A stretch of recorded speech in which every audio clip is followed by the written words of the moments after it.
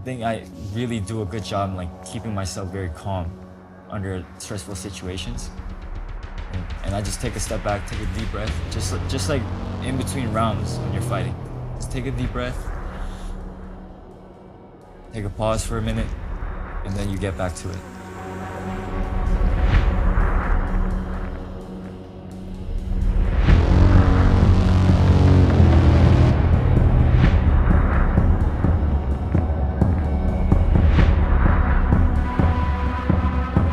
I feel like a little antsy, you know what I mean?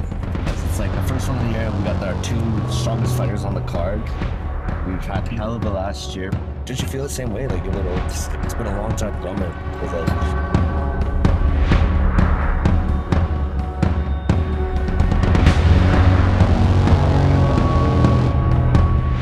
Mostly, I feel excitement, ready for what's to come, and just I know how hard I train for it, so that fear kind of goes away through hard training and just putting in the work and a lot of visualization. No matter what happens in the ring, you've worked the hardest you can.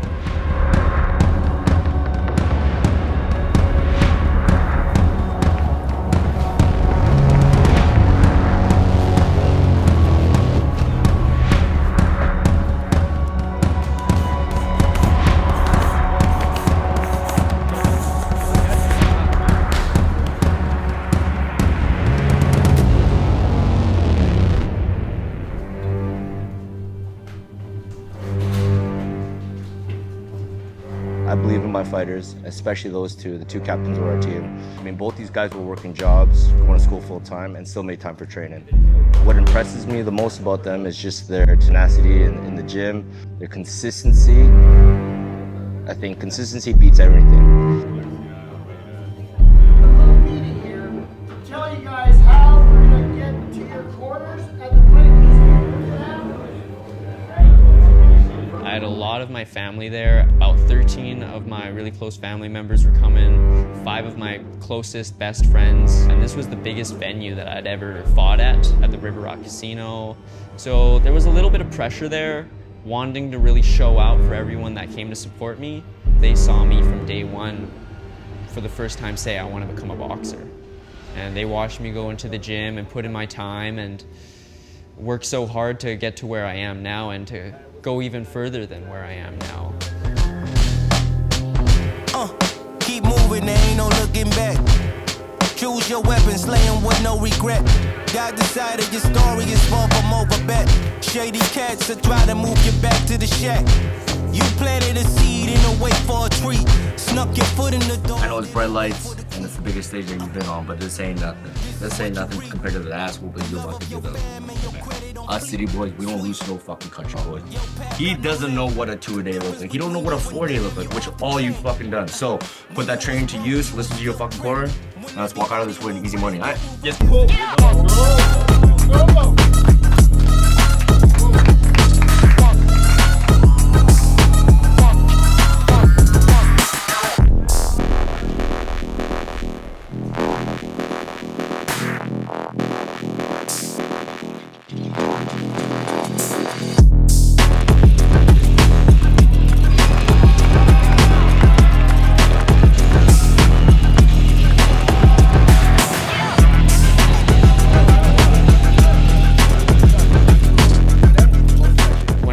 Fight, I can hear coach's voice only, and I do my best to always follow that voice and the advice that I'm hearing and to execute what I'm being told. This was one of a more intense, hectic fights, I'd say, so I'm still working on trying to maintain composure and being as cold-blooded as possible when you get in there, even when you can feel like your blood's starting to boil.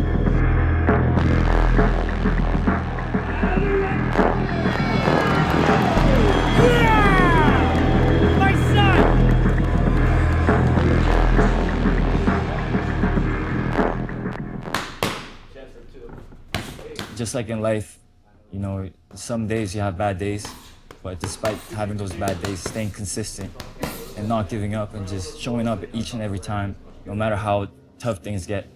And that just translated exactly into my life. So when I'm going to work or school, I already know that it's not half as bad as the training over in boxing. So it just keeps me to push forward. It just helped me lead a very good life.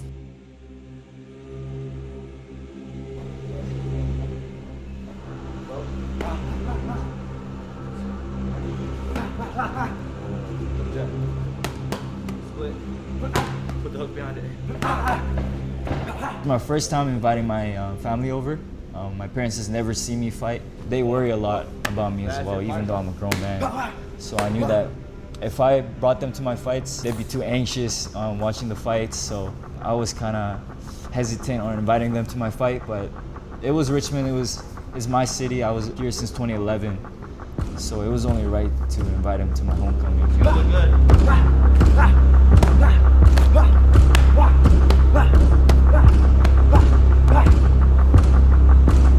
These guys, I started them off. I didn't take these guys on as pros. I started them off by throwing their first punch. It was the first one of the year. My two captains are going at it on our show at the River Rock Casino, and I just wanted to make sure that like we were starting off the season right.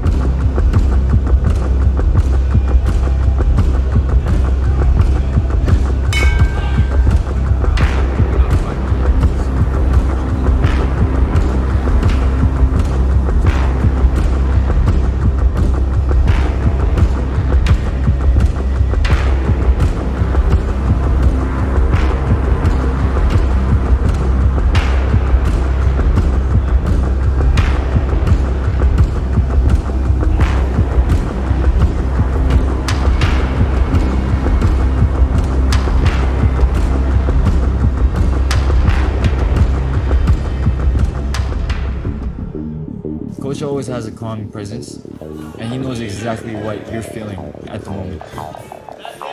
I always look up to him, and when I feel like I'm stuck in certain situations during a fight, he'll tell me exactly what I need to hear so that I feel confident going into another round.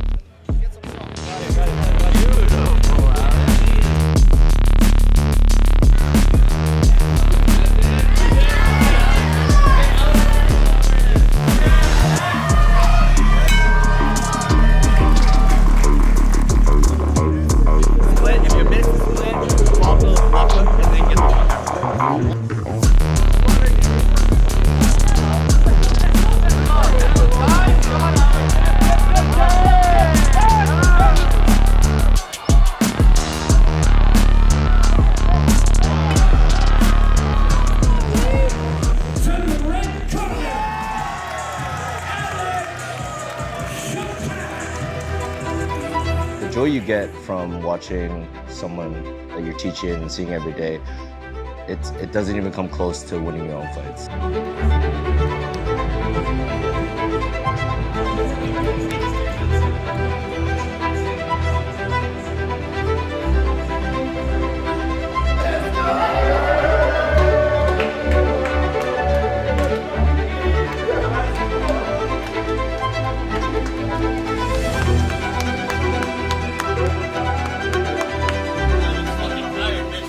He was holding on to me. Yeah. I could hear his breath. Yeah.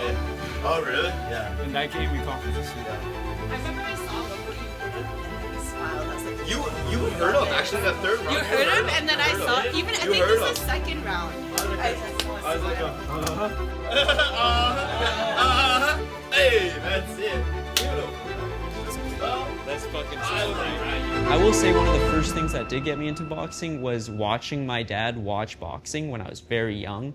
And I always kind of wondered, you know, he's shouting and cheering. And I was always wondering, like, what's he shouting and cheering? And, like, got him so fired up. But that was probably my first real introduction to what boxing is. My dad, at the end of the fight, I saw him, he had his camera out and he's shouting. Yeah, he's very proud of me. I'm very proud of him too, because he's a big inspiration in my life. His story, where he came from and where he is now. He started in a really small, middle of nowhere logging town called Proctor. And when you're born in Proctor, you're destined to become a logger. There's no way around it. But he took a really big risk and left to become a salesman over in Edmonton. And he started there, outworked everyone, and climbed the ranks, came to Vancouver, outworked everyone. He just had that mentality that I really aspire to have as well, and eventually elevate it. But it's just such a simple thing, and it showed me that anyone can be capable of great things if they just put in the work. You don't have to be no one special. You just have to believe that you can be special.